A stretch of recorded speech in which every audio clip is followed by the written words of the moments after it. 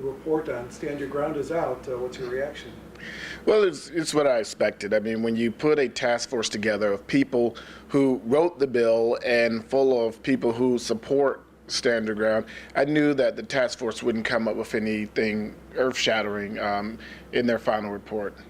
You looked into this extensively.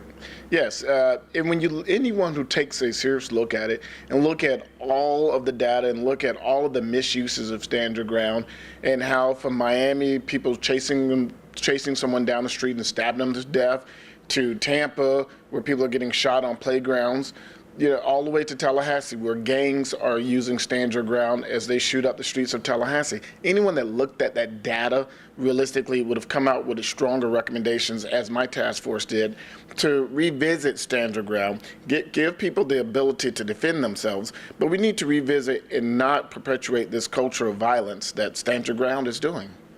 Does the issue end here now with this report from the committee, or what's the next step?